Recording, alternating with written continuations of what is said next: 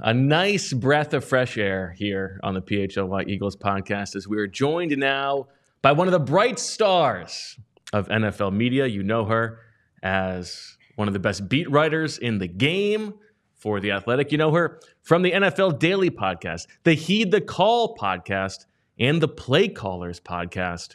Jourdan Rodrigue, thank you for taking time out of your busy schedule for us. Did you see what I was doing there? I was looking around to see if this person was in the room with me right now. I know this type of material is what you can expect from me today.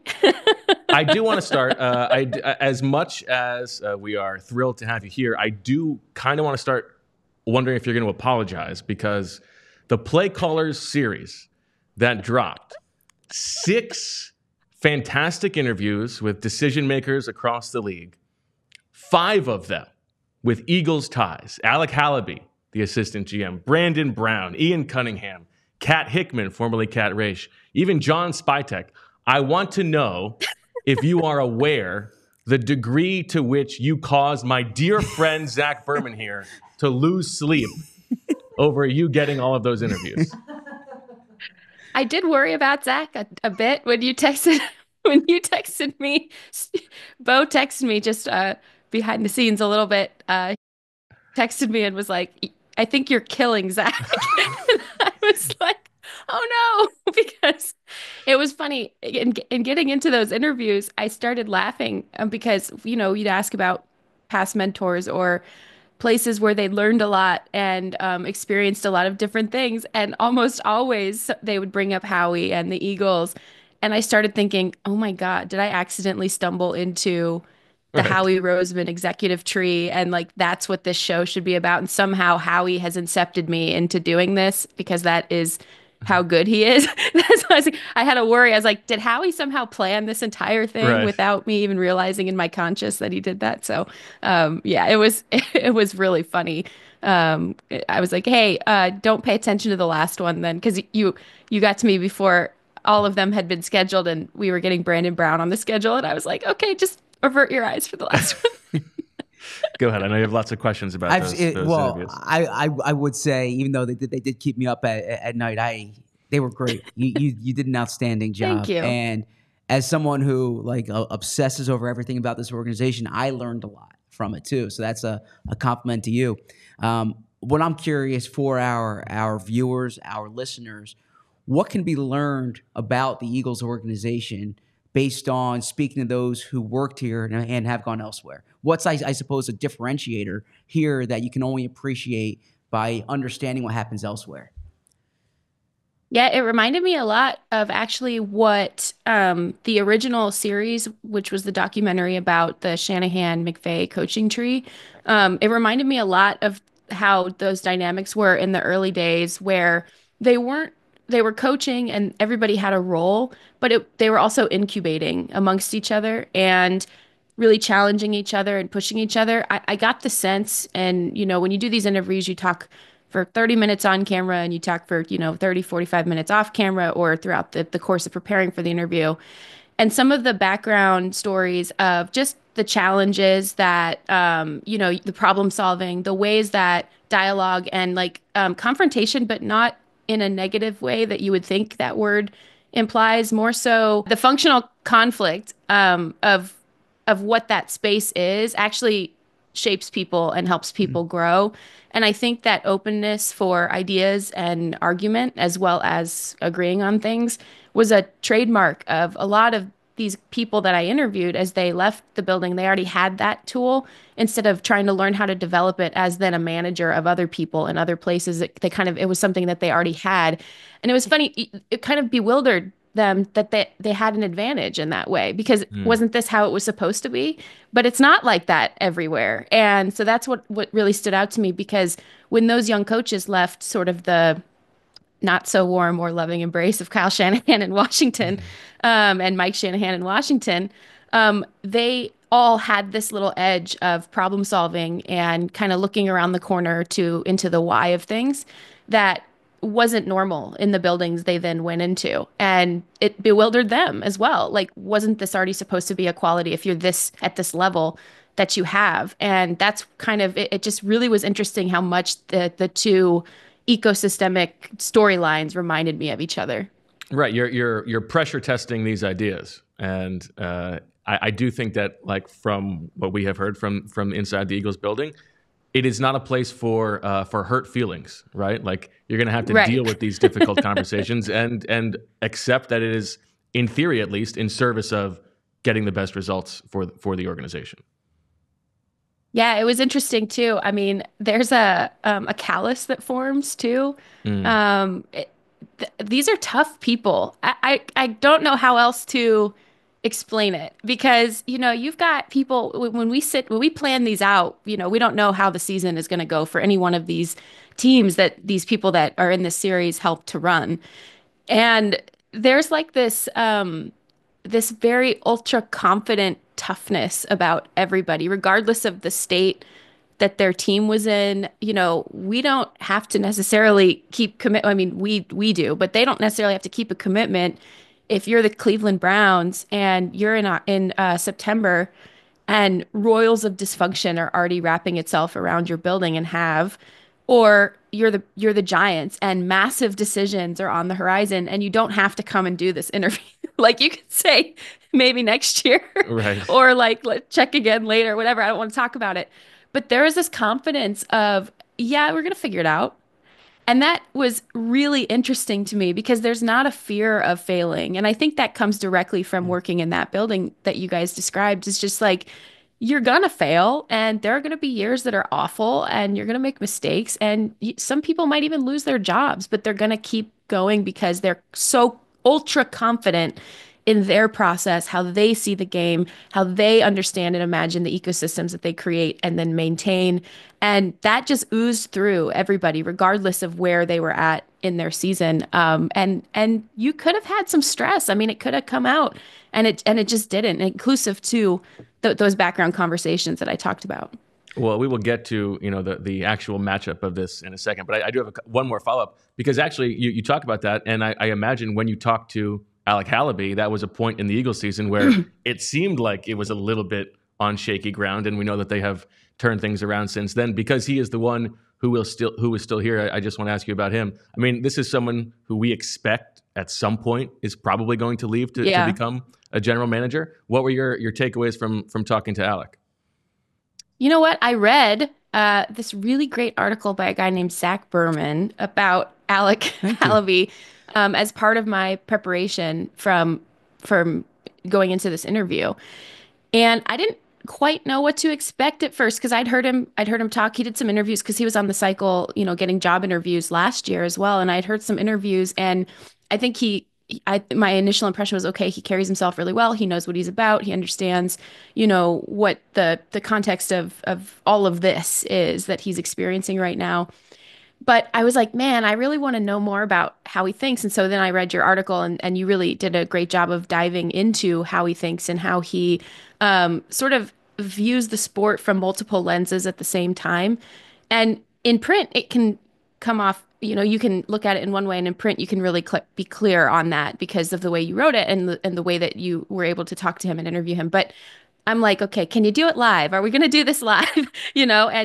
And so when we talked, I was just blown away by him, because he is thinking on not to sound like too galaxy brain on this, but he is thinking on multiple timelines at one time. And you could see, even through the course of me asking, you can see it. And we didn't do a ton of video on these, but I have all the video and of the full interviews, and you can actually see on his face as we talk how he's thinking about my question in the moment and answering that question to the best of and most detailed of his ability. But then he's also thinking about 16 other things that question has sort of ignited in his brain of like, oh, and then this door leads to this, and this door could lead to this, and then that, and then, but it's all happening at one time. And you can kind of see it all over his face as he's talking. And I think that people who can think like that can 1,000,000% run a building, and particularly with all of the moving parts of every single day of a life in football,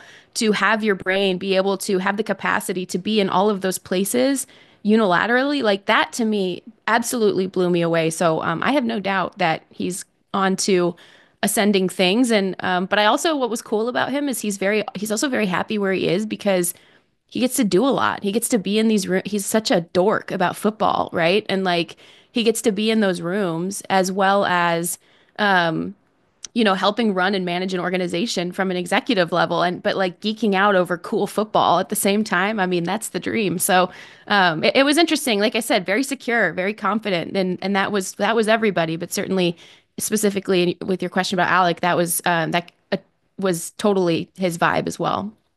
Go ahead. I have more questions about the podcast, but if we want to get to the game. Why don't we give one more? Yeah. So everyone go listen to the play callers, please. I know. So my last one about that before. Are you getting a cut from that, Jourdan? It was sponsored by Acura, but I did not get an Acura. Is a common thread I found through everyone you spoke to was embracing thinking differently. And in a league where I think it could be easy to fall into groupthink, where it could be easy to kind of go with the consensus, do you find that atypical? Do you find those executives you spoke to be different in that regard? And do you think it's organic within them, or do you think it's breeded in this organization? I think it's multiple things at the same time. So I'll need to put my Halaby hat on here for 1 second to imagine different scenarios at the same time. That was a terrible joke, guys. Oh my God. Well, it's because you're already wearing Why did a you hat, even have Why did you even have me on today? So I think it is multiple things being true. Part of that, I think, is the environment that you're in, Zach, to your point, and the place where you learn, the place where you kind of do your career growing up. I think that is absolutely crucial in shaping how you think and how you see the world of football and then beyond. The point of the show was to seek out those people who had the bright and innovative minds, who were ultra confident in their own very unique set of skills, but who maybe people didn't know as well because they're the guy or woman behind the other person or behind two other people. Demetrius Washington in Minnesota, he's Kwesi Adolfo-Mensah's right-hand person, but like you would never know. And so many of the algorithmic modeling and the projections and the things that they use technology-wise and all of the things that they use in their draft process now, you would never know exist because you only see the product and the result of the process, less so maybe the process itself. So that was part of the point of the show, was to kind of dig a little bit deeper and amplify people who are different, who think uniquely, who are still, rising and ascending in this league, but who, 5 years from now, you're going to say, oh yeah, that person was talking about this back then, and now everybody in the league is doing it this way.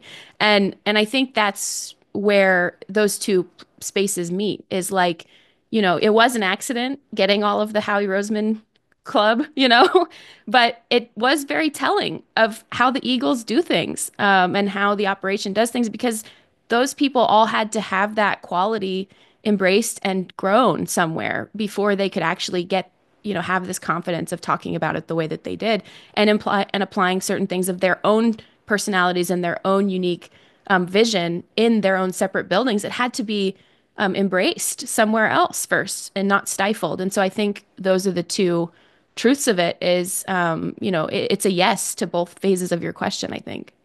And by the way, we do appreciate the background there. You have the little thing for the play callers there behind you. So make sure that everybody listens to that series. Now let's talk about the game a little bit.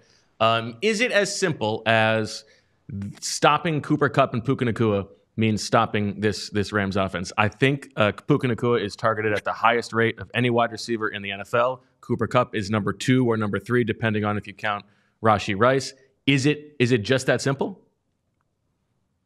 I have yet to see this offense function without those two playing at the level that they're playing. Now, if you're the Rams, the other element of this is, for the last 10 games, they've been trying to get their run game like really firing on all cylinders in the same way that it was last season. That became their ultimate weapon, was Kyren Williams, and running a diverse set of concepts. They became a gap team at the beginning of the year, and they were running a bunch of duo and counter.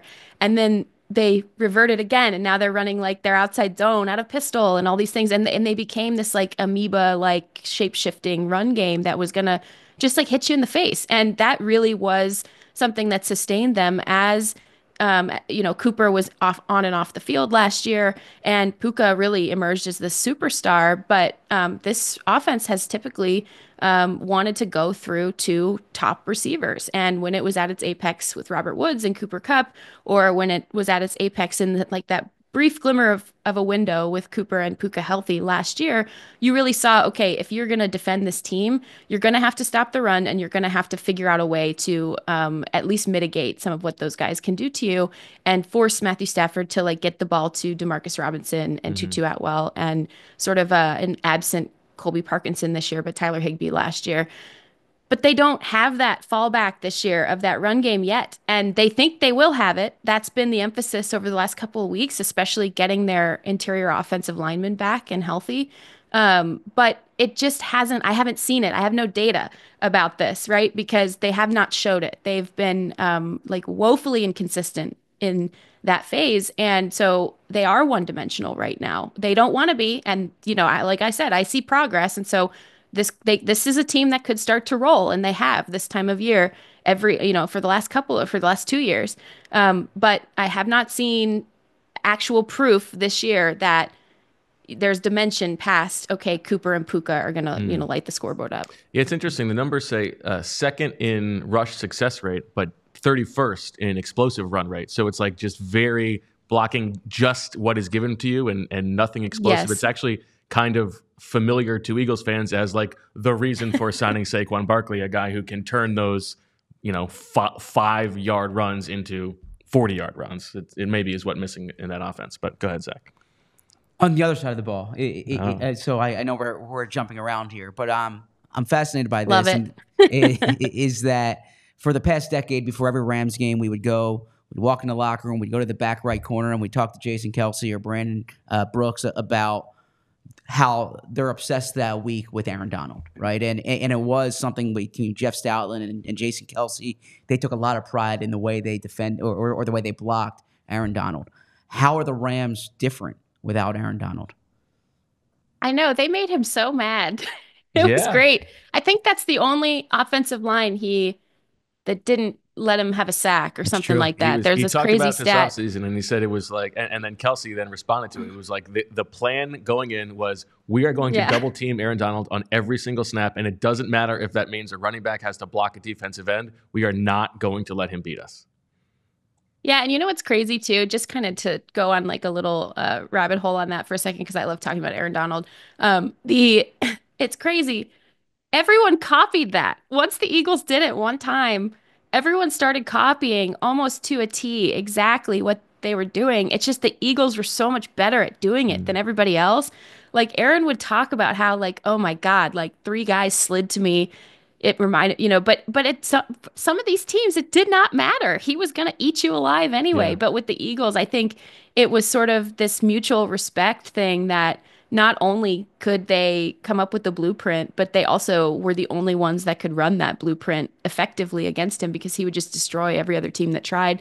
So this defensive line, first of all, it's been so weird at first not having him in there, and the enjoyment and the just peacefulness that he approached last season with was very cool and inspiring on a human level, because he soaked every moment in, even the bad times, even the bad moments. Like he was so zen. It was crazy. I was like, what's going on? Once you realize this was his final lap, it was just a really cool thing to watch him absorb and process everything about the sport and really observe, like really notice things and like be present and all of those things, which was very cool on a human level.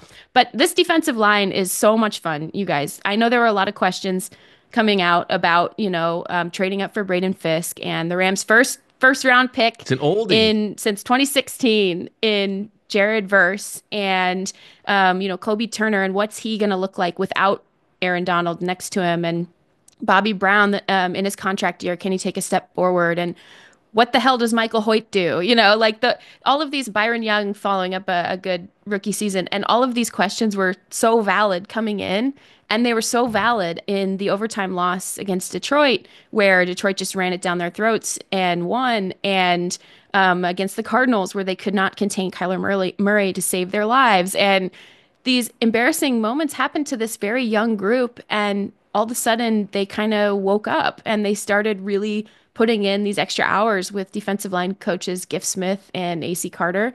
And they bonded with each other and they became more of a unit versus kind of solo rushing or hero rushing, like they were just trying to like be in the NFL, right? And then all of a sudden they took a step backward and they simplified how they were thinking about rushing the passer and how they were thinking about stopping the run and what they were thinking about their gap integrity. And it worked. And this is a group that's for real. And you see it week over week. It's almost simpler. You never don't want to have Aaron Donald, but in terms of the equation of pass rushing, it's almost simpler for all of these young players to not have to account for somebody who changes the math so dramatically, because you're automatically entering like an unknown number into the equation at that point, and trying to figure out what to do around him. Instead, it's like, okay, this is my job, go do the job. And like it works for these guys. And this is a group that they've really come to life. They all like each other, which is cool. They all have fun together.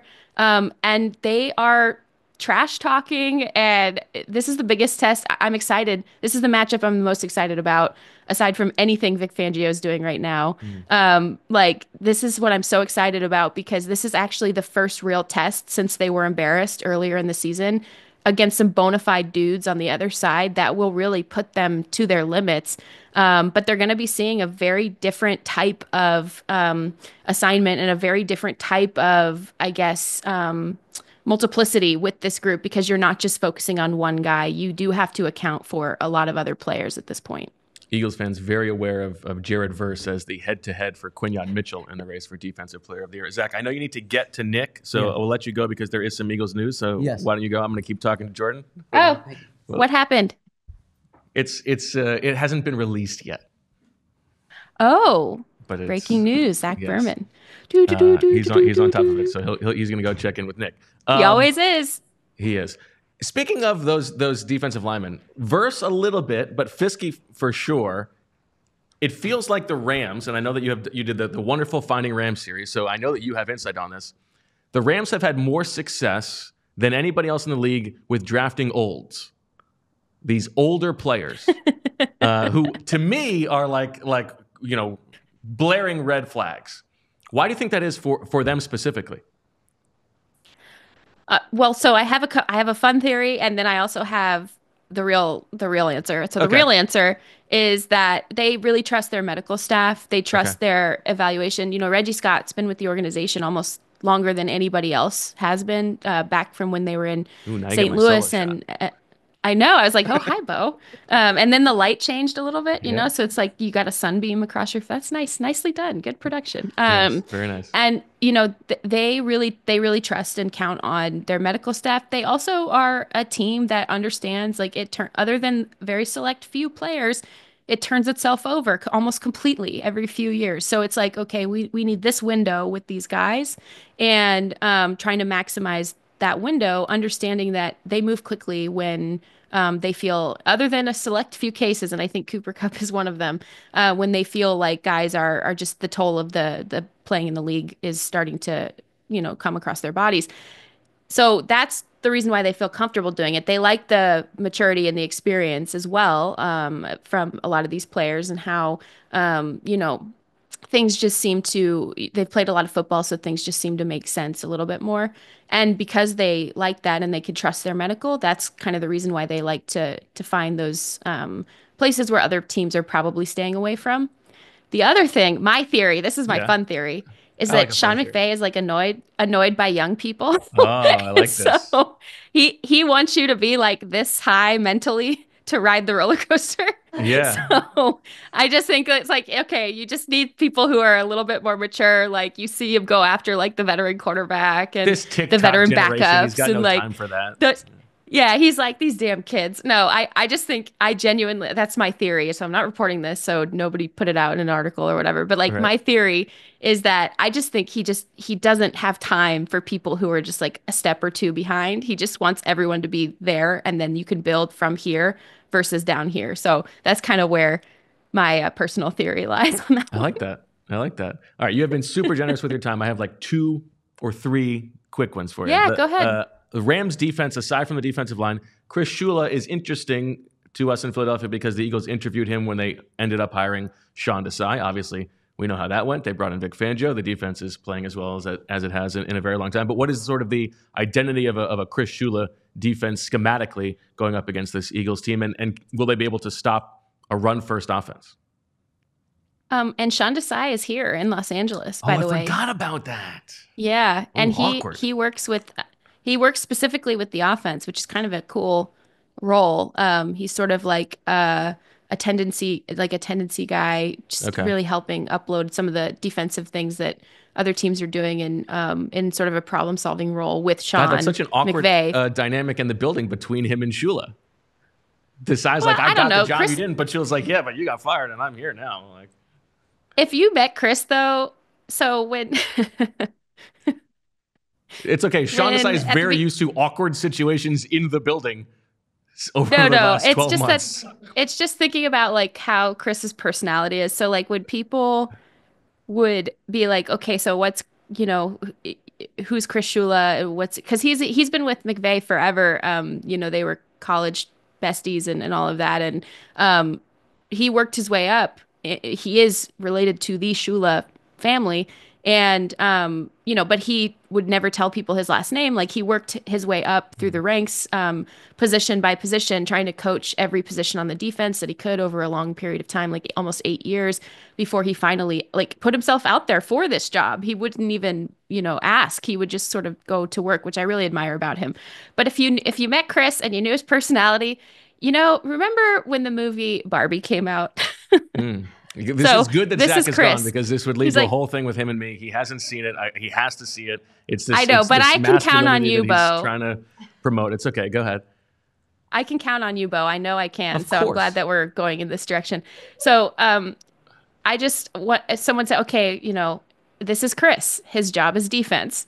Like that's kind of things just Okay. roll right off him, right? Like there would be no awkwardness with Chris Shula and Sean or anyone. But Shula, what I really like, I spent the entire summer in training camp and into the fall, even the early parts of the fall, trying to figure out like what is it that this guy, what is his it factor? Like what is the thing that he does that makes him right for this job, first of all. But then like, DCs, and Sean has always needed or wanted to have a DC with like some sort of defining edge or some sort of defining quality.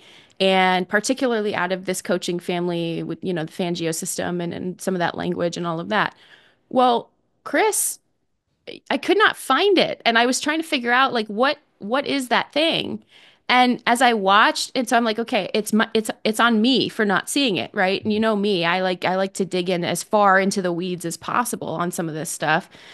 And I started to really realize watching them just methodically repair areas of their defense piece by piece without any panic or any discomfort and just fully like immerse. Okay, after week 3, guys, we really got to fix this defensive line. We got to get these guys up to speed faster.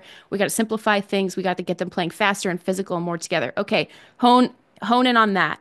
Okay, week 5 and onward, guys, our secondary is a disaster. We have to make some personnel adjustments. We have to play our coverages a little bit differently. We'd like to play more, match man coverage, match zone coverage versus just this, this shell to protect everybody.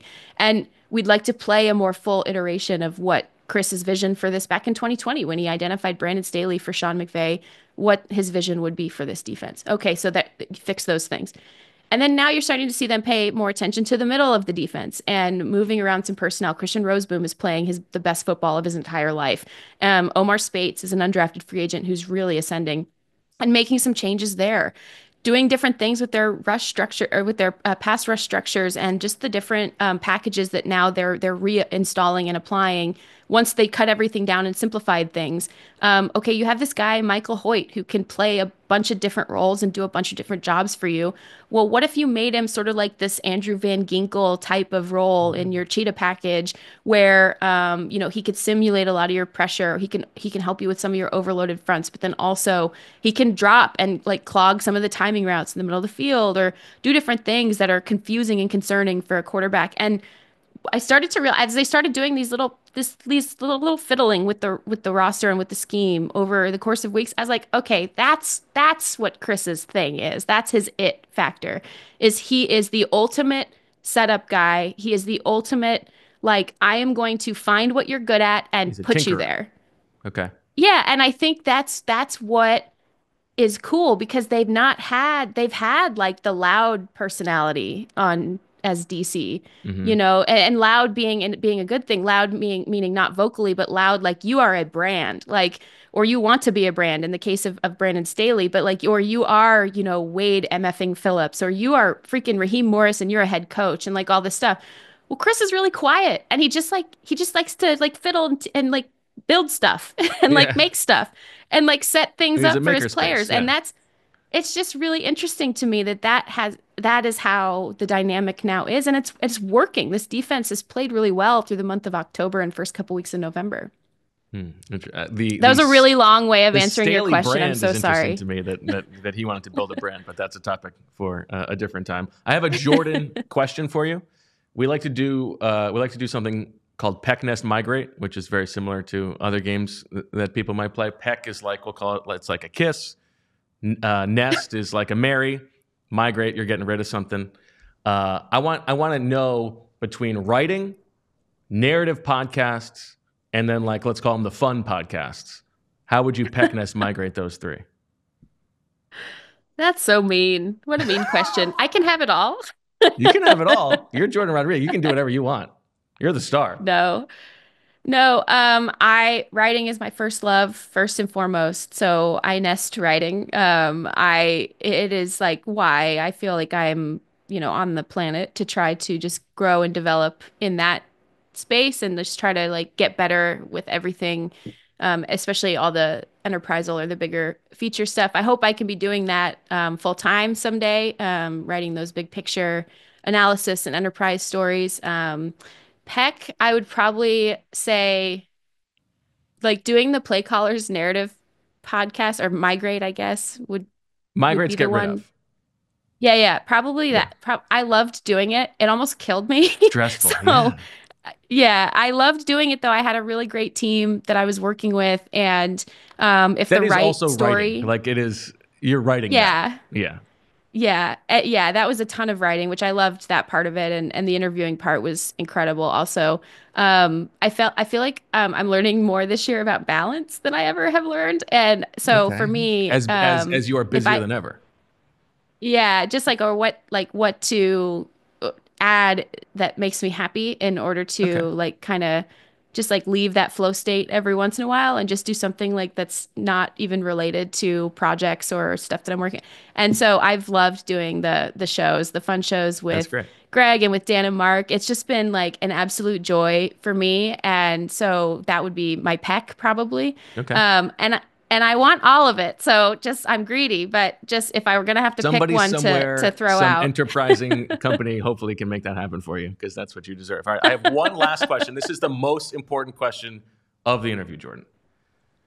The Eagles, thanks to a series of management mishaps, let go of a very promising prospect and potential, I don't want to say future Hall of Famer, but that timeline does exist. How is our friend Dylan McMan doing in Los Angeles? This was your guy, right? Listen, I can't take solo credit for it. They did draft him in the 6th round, but I mean, the eyes, the tape, it all backs it up.